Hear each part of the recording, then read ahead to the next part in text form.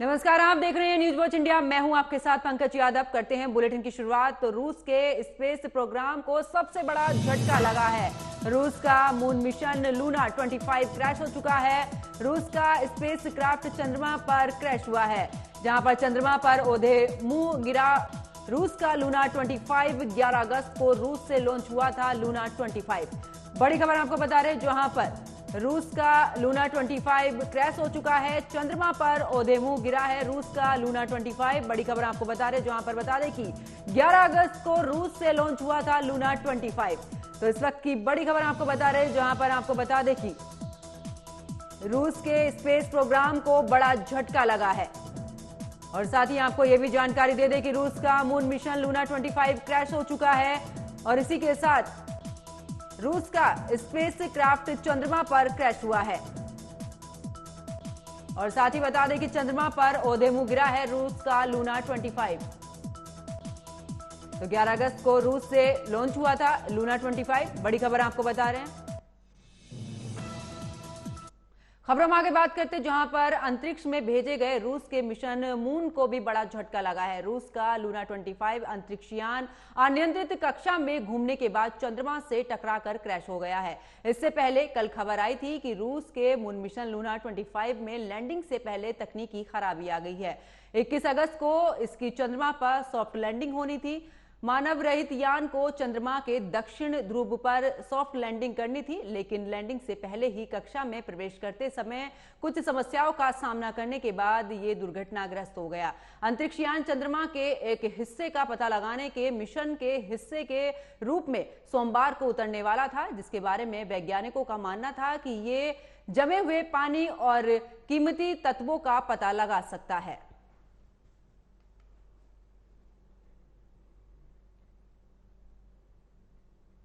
रुक करते इस वक्त की बड़ी खबर का। इसरो ने चंद्रयान 3 लैंडिंग के समय का ऐलान कर दिया है। इस वक्त की बड़ी खबर हम आपको बता रहे हैं, जहां पर इसरो ने चंद्रयान 3 लैंडिंग के समय का ऐलान किया है। 23 अगस्त शाम 6:04 पर विक्रम लैंड करेगा। विक्रम लैंडर के उतरने की सभी तैयारियां पूरी हो चुकी है। चंद्रयान 3 के सभी टेक्निकल टेस्ट पास। दुनिया की निगाहें अब चंद्रयान 3 पर हैं। इस वक्त की बड़ी खबर आपको बता रहे हैं, जहां पर चंद्रयान के सभी टेक्निकल जो टेस्ट हैं वो पास हो चुके हैं। और साथ ही आपको भी ये जानकारी दे दें कि दुनिया की निगाहें अब चंद्रयान 3 पर टिकी हुई हैं। इस वक्त की बड़ी खबर हम आपको बता रहे हैं, जहां पर बता दें कि इसरो ने चंद्रयान 3 लैंडिंग के समय का ऐलान किया है। और साथ ही ये भी जानकारी आपको दे दें कि 23 अगस्त शाम 6:04 पर विक्रम लैंड करेगा। और साथ ही विक्रम लैंडर के उतरने की सभी तैयारियां भी पूरी हो चुकी हैं। और साथ ही ये भी बता दें कि चंद्रयान 3 के सभी टेक्निकल जो टेस्ट हैं वो पास हो चुके हैं। अब दुनिया की निगाहें चंद्रयान 3 पर टिकी हुई हैं। इस वक्त की बड़ी खबर आपकी टीवी स्क्रीन पर, जहां पर चंद्रयान की लैंडिंग को लेकर अब इसरो ने ऐलान किया है। साथ ही बता दें कि चंद्रयान 3 की लैंडिंग के समय का ऐलान कर दिया है इसरो ने। तो साथ ही आपको बता दें कि चंद्रयान 3 के लैंडिंग टाइम का ऐलान हो गया है। चंद्रयान 3 23 तारीख की शाम 6:04 पर चांद की सतह पर उतरेगा। चंद्रयान 3 मिशन का लैंडर मॉड्यूल चांद की सतह से महज 25 किलोमीटर की दूरी पर चांद के चक्कर लगा रहा है। इसरो ने ट्वीट कर बताया है कि चंद्रयान 3 का दूसरा और अंतिम डीबूस्टिंग मनूवर सफलतापूर्वक हो चुका है और अब 23 अगस्त का इंतजार है, जब चांद की सतह पर सॉफ्ट लैंडिंग होगी और साथ ही भारत इतिहास रच देगा। ऐसा करने वाला दुनिया का चौथा देश बन जाएगा भारत। अभी तक अमेरिका, रूस और चीन ने ही चांद की सतह पर सॉफ्ट लैंडिंग करने में सफलता हासिल की है। चांद के दक्षिणी ध्रुव इलाके में किसी देश के स्पेस क्राफ्ट ने लैंडिंग नहीं की है। भारत अगर इसमें सफल हो जाता है तो वो ये उपलब्धि हासिल करने वाला पहला देश बन जाएगा।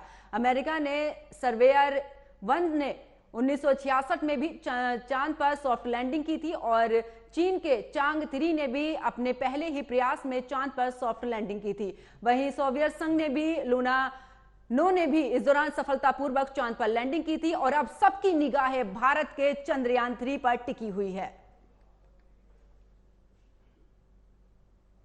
खबरों में आगे बात करते हैं, जहां पर बीजेपी के राष्ट्रीय अध्यक्ष जेपी नड्डा और केंद्रीय मंत्री अनुराग ठाकुर एक दिवसीय दौरे पर हिमाचल पहुंचे, जहां उन्होंने पांवटा साहिब में बाढ़ प्रभावित क्षेत्रों का दौरा किया और बाढ़ प्रभावित लोगों से मुलाकात भी की। इस दौरान जेपी नड्डा के साथ केंद्रीय मंत्री अनुराग ठाकुर और नेता प्रतिपक्ष जयराम ठाकुर ने भी यहां बादल फटने से हुई तबाही का जायजा लिया। वहीं राजभवन स्थित राहत शिविर में भी नड्डा सिरमौरी ताल त्रासदी के प्रभावित विनोद से भी मिले और उनका ढांढस भी बंधाया। उन्होंने कहा कि हम आपके साथ हैं और केंद्र सरकार और पार्टी आपकी हर संभव सहायता करेगी। यह हिमाचल प्रदेश के लिए बहुत ही दुखदाई भी है, चिंताजनक भी है और हिमाचल प्रदेश पिछले 1 महीने से जिस तरीके से नेचुरल कैलामिटी, प्राकृतिक आपदा, प्राकृतिक त्रासदी से गुजर रहा है, एक्सेसिव रेन्स के कारण, अधिकतम बारिश के कारण, वो हम सब के लिए बहुत। खबरों में आगे बात करते हैं जहां पर हिमाचल में बारिश से तबाही को लेकर प्रदेश के मुख्यमंत्री सुखविंदर सिंह सुक्खू ने कहा कि उन्होंने भारत सरकार से अपील की है कि वो अपने राहत मैनुअल में बदलाव करे। केंद्र सरकार के राहत मैनुअल के अनुसार घर के नुकसान पर 5,000 रुपए, सड़क के नुकसान पर 1,25,000 रुपए मिलते हैं। भारत सरकार के इस मैनुअल और हमारे आकलन के हिसाब से करीब 10,000 करोड़ रुपए का नुकसान हुआ है।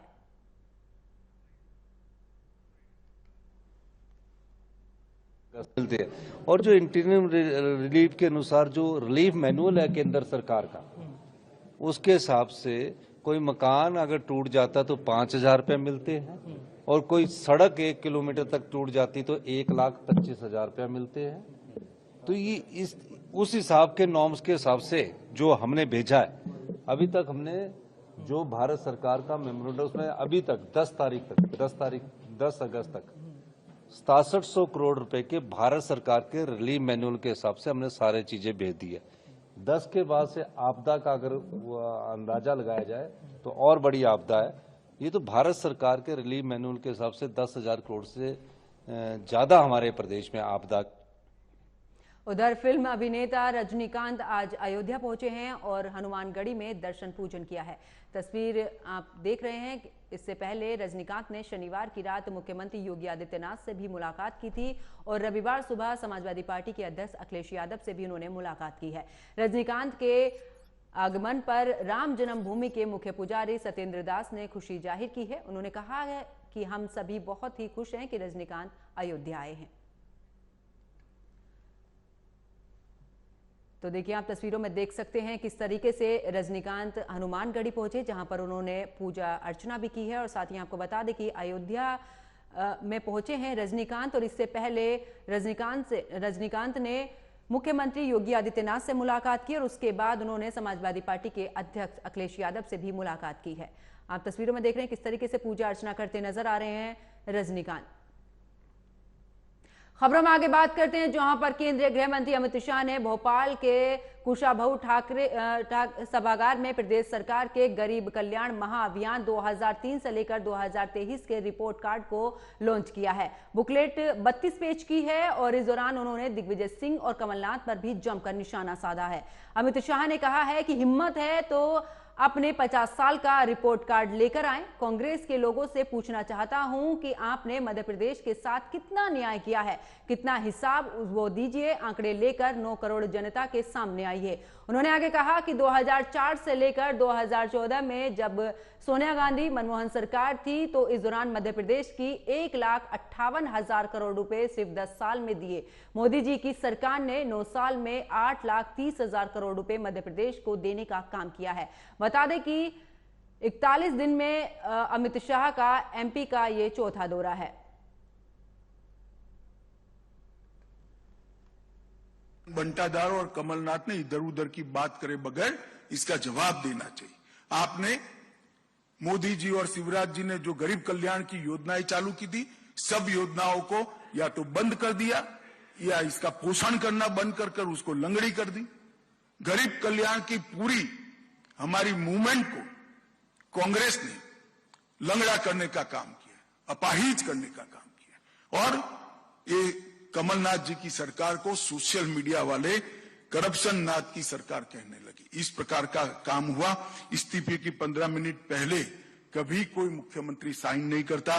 63,000 करोड़ के मोबाइल का घोटाले के आरोप वाला साइन हुआ, 350 करोड़ का मोजर बेयर घोटाला हुआ, 24 करोड़ का अगस्ता वेस्टलैंड घोटाले से वो जुड़े हुए हैं, 600 करोड़ के इफ्को घोटाले के से जुड़े हुए हैं, 25,000 करोड़ के कर्ज माफी में भी ढेर सारे घपले हुए हैं, 1178 किलो बोनस में भी वादे को नहीं निभाया गया। श्रीमान बंटा दास।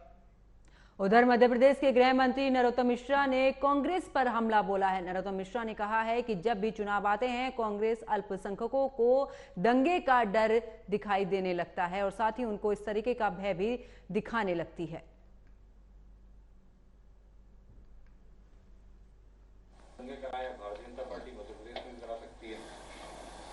कांग्रेस की सियासत का इतना सा फसाना है, बस्ती भी जलवाना है और मातम भी मनाना है। पूरा देश जानता है कांग्रेस की इस राजनीति को कि अल्पसंख्यकों को दंगे का डर दिखा करके संगठित करो, वोट लो और हिंदुओं को जातियों में बांट करके बिखराव पैदा करो। ये कांग्रेस की मूल राजनीति है जिसको देख समझ रहा है। और दिग्विजय सिंह ने तो जैसे दंगा करने का पेटेंट ही करा लिया है, दंगा कराने का। आपको ध्यान होगा कि खरगोन के अंदर मस्जिद का फर्जी फोटो जिस पर भगवा ध्वज लहराते हुए दिखाया था, ये दिग्विजय सिंह जी के ऑफिशियल अकाउंट से जारी हुआ था। वो क्या था, दंगा कराने के लिए और अग्रसर नहीं था। तो आप इनको देखो, इनको काजी साहब जिंदाबाद का नारा, पाकिस्तान जिंदाबाद का नारा, काजी साहब जिंदाबाद। उधर कांग्रेस सांसद राहुल गांधी ने पूर्व प्रधानमंत्री राजीव गांधी को लद्दाख में 14,270 फीट की ऊंचाई पर पैंगोंग झील के किनारे श्रद्धांजलि दी है। इस मौके पर राहुल गांधी ने एक बार फिर चीनी घुसपैठ का जिक्र करते हुए कहा कि चीन की सेना भारतीय सीमा में घुसी थी, इसकी गवाही स्थानीय लोग देते हैं। राहुल गांधी ने प्रधानमंत्री नरेंद्र मोदी के दावे पर भी सवाल खड़े करते हुए कहा कि पीएम मोदी कहते हैं कि यहां कोई नहीं आया था, जबकि स्थानीय लोग पीएम मोदी के दावों का समर्थन नहीं करते। भारत जोड़ो यात्रा का जिक्र करते हुए राहुल गांधी ने कहा कि वो भारत जोड़ो यात्रा के दौरान यहां आना चाहते थे, लेकिन कुछ वजहों की वजह से यात्रा यहां तक नहीं आ सकी। लद्दाख की समस्याओं का जिक्र और इसके लिए नौकरशाही व्यवस्था को जिम्मेदार ठहराया है। राहुल गांधी ने राज्य के स्टेटस का भी मुद्दा उठाते हुए कहा है कि लद्दाख को जो स्टेटस दिया गया है इससे लोग खुश नहीं हैं, लोगों को अपना प्रतिनिधित्व चाहिए।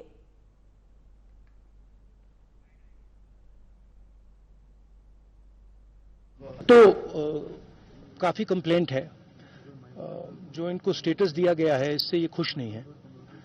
इनको रिप्रेजेंटेशन चाहिए और बेरोजगारी की समस्या है। सब लोग यही कह रहे हैं कि बेरोजगारी बहुत है और महंगाई बढ़ रही है।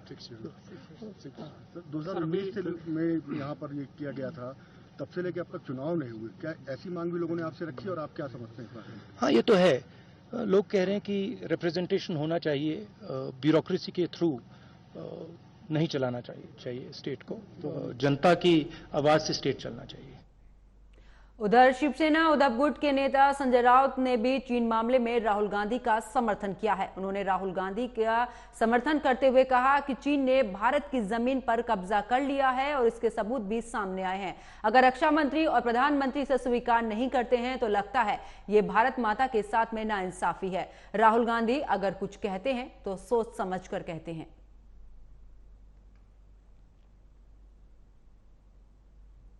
ना चीन ने अपना कब्जा बना लिया है, उसके एविडेंस भी सामने आए हैं। लेकिन अगर हमारे डिफेंस मिनिस्टर, हमारे प्रधानमंत्री ये बात मानने को तैयार नहीं है तो लगता है ये भारत माता के साथ एक प्रकार से हम लोग नाइंसाफी कर रहे। मैं बेईमानी नहीं बोलूंगा, नाइंसाफी कर रहे। राहुल गांधी जी देश के प्रमुख नेता हैं, सांसद है, कांग्रेस के पूर्व अध्यक्ष है। अगर एक बात सामने रखते हैं तो मुझे लगता है सोच समझ कर रखते हैं। और राहुल जी ने बात कही है कि चाइना ने अपनी जमीन कब्जे में लिया है, तो उसके ऊपर प्रधानमंत्री हो या डिफेंस मिनिस्टर हो, कोई लोगों को गुमराह करने की जरूरत नहीं है, सच बताइए, यही राहुल जी का कहना है। चीन ने अपना कब्जा।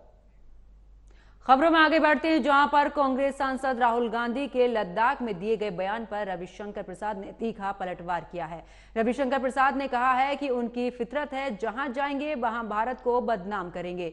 रविशंकर प्रसाद ने आगे कहा कि आज लद्दाख की बात कर रहे हैं, याद है कैसे तिब्बत से आने पर इनके नाना ने दलाई लामा को भी भगाया था। उन्होंने कहा कि ये राहुल गांधी के परिवार का अतीत है, उनकी सरकार की ऑफिशियल लाइन इसी लद्दाख से अरुणाचल तक सड़क नहीं बनानी है, क्योंकि चीन इरिटेट होगा। आज पीएम मोदी ने बड़े बड़े हाईवे उस रास्ते पर बना दिए हैं।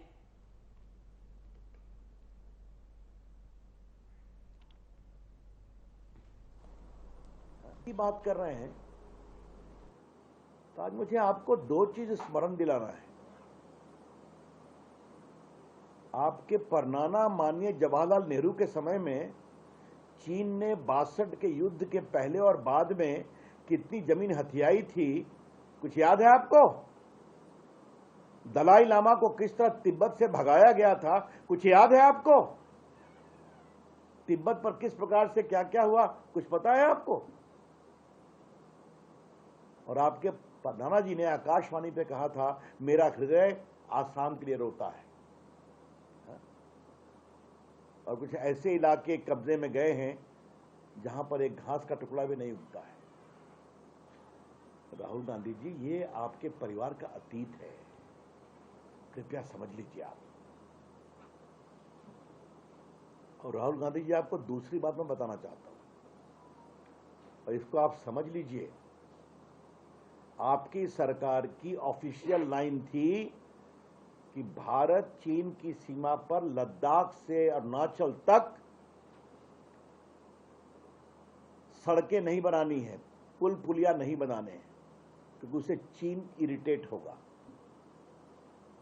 और मैं आपसे कहूंगा, एक बार देख लीजिए, आपके माननीय रक्षा मंत्री उस समय के AK एंथोनी का स्टेटमेंट है संसद के अंदर कि we don't want to irritate China by erecting infrastructure. और आज देखिए, मोदी जी की सरकार लद्दाख से लेकर अरुणाचल तक सारी सीमा की सड़कें बन गई हैं, पुल पुलिया बन गए हैं, सेना की ट्रकें फराटे हुए दौड़ती। बात कर उधर राहुल गांधी के आरोपों पर पलटवार करते हुए ज्योतिरादित्य सिंधिया ने राहुल गांधी को नेहरू के कार्यकाल की याद दिलाई है। एक बयान में केंद्रीय मंत्री ज्योतिरादित्य सिंधिया ने कहा कि हिंदी चीनी भाई भाई का नारा लगाने वाली और साथ ही 45,000 वर्ग किलोमीटर जमीन चीन को देने वाली कांग्रेस को पहले अपने अंदर झांकना चाहिए।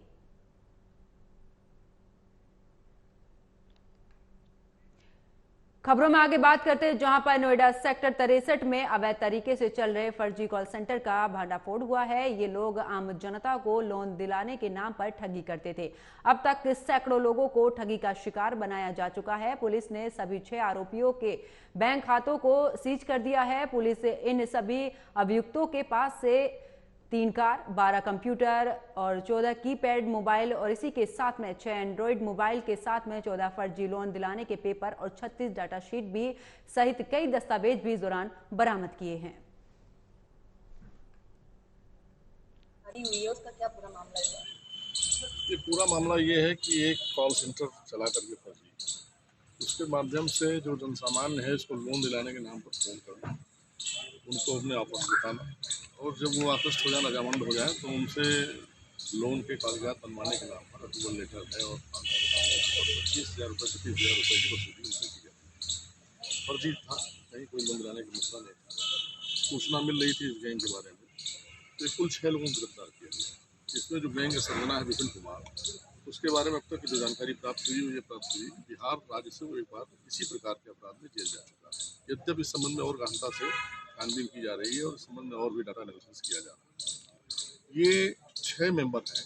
इन 6 मेंबरों का पूरा रिहाइश NCR में थी, कोई गाजियाबाद, कोई दिल्ली, कोई गौतम बुद्ध नगर में रहना। 2 मुलजिम इसमें से एक गाजियाबाद और एक गौतम बुद्ध नगर के हैं, 2 कासगंज के हैं, एक एटा, एक अलीगढ़ का। ये मिल करके इस गैंग को ऑपरेट कर रहे थे और इनसे अब तक जो है, जो लगभग 1 वर्ष से जो गतिविधियाँ सामने आई हैं, जो फाइनेंशियल सेटअप पता चला है, बैंक खाते पता चले हैं, उससे लगता है एक बार से गैंग ऑपरेट कर रहा था। 14 लाख से ज़्यादा की राशि जो है उनके खातों में है, जिसको सीज कराए जाने की कार्रवाई शुरू कर दी गई, सीज कराया जाएगा और आगे भी कार्रवाई सुनिश्चित की जाएगी। फिलहाल इनसे और पूछताछ की जा रही है। एक महत्वपूर्ण उपलब्धि है जनता को झांसे में दे करके और उससे वसूली करना, खाते में पैसा लेना, और बरामदगी काफ़ी हुई है। जो भी काम इसमें करने में जो डेस्कटॉप वगैरह है, मोबाइल फ़ोन है, कीपैड मोबाइल है, टच स्क्रीन मोबाइल है, जो संबंधित स्टेशनरी है। खबरों में आगे बात करते हैं, जहां पर बिहार में डबल मर्डर से एक बार फिर से सनसनी फैल गई है। अपराधियों ने राज्य में 2 हत्याओं को अंजाम दिया है। एक तरफ बेगूसराय में मॉर्निंग वॉक पर निकले रिटायर्ड टीचर को सरेआम गोली मार दी गई है, तो वहीं दूसरी तरफ मोतिहारी में भी ठेकेदार की गोली मारकर हत्या कर दी गई है। टीचर की हत्या का मामला बेगूसराय के बछवाड़ा क्षेत्र के फतेहा पंचायत से सामने आया है। वहीं वारदात को फतेहा रेलवे स्टेशन के पास में अंजाम दिया गया है। बताया भी जा रहा है कि आपसी रंजिश के चलते अपराधियों ने 70 साल के रिटायर्ड टीचर को गोली मार दी है। अपराधियों ने जिस जवाहर राय की आज जो हत्या की है, फरवरी 2021 में उनके बेटे को भी इस दौरान हत्या उनकी कर दी गई थी। वहीं गांव के लोगों के मुताबिक जवाहर राय रोजाना सुबह टहलने के लिए गांव से फतेहा रेलवे स्टेशन की तरफ जाते थे। आज भी वो जा रहे थे कि फतेहा हॉल्ट के पास में ही सड़क पर मॉर्निंग वॉक पर जा रहे थे। उसी दौरान एक मोटरसाइकिल पर 3 नकाबपोश अपराधियों ने उन्हें गोली मार दी है। अपराधियों इस दौरान गोली मारकर मौके से फरार हो गए हैं, जिसके बाद आपको बता दें कि फायरिंग के बाद मौके पर ही उनकी मौत हो गई।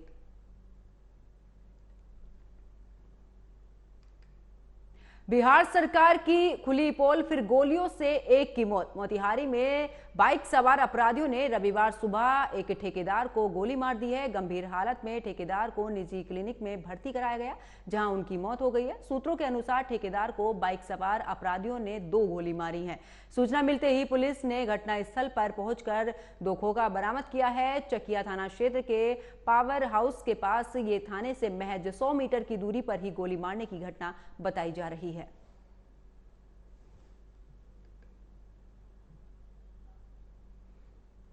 और हमारी विशेष टीम यहाँ गठन हुई है और जो लगातार काम कर रही है। हम लोग इनकी पूर्व दुश्मनी की बिंदु पे और अन्य जो इनकी जो राइवलरी उस पर जांच कर रहे हैं और बहुत जल्द ही अपराधियों की गिरफ्तारी की जाएगी। हम लोग हर बिंदु पे जांच कर रहे हैं, हर दृष्टिकोण से देख रहे हैं और सभी जो इनके, जैसे कि आपने बताया, जो ठेकेदारी का जो विवाद है या अन्य कोई निजी विवाद है, हर बिंदु पे हम लोग जाँच कर रहे हैं और जाँच के उपरांत जो भी दोषी होगा। जेल से भी कोई कनेक्शन है क्या? अभी प्रिलिमिनरी स्टेज है, बॉडी का पोस्टमार्टम कराया गया है और हम लोग आवश्यकता अनुसार उसकी मदद लेंगे। और मेरे साथ फिलहाल खबरों में इतना ही। आप देखते रहिए न्यूज वॉच इंडिया। नमस्कार।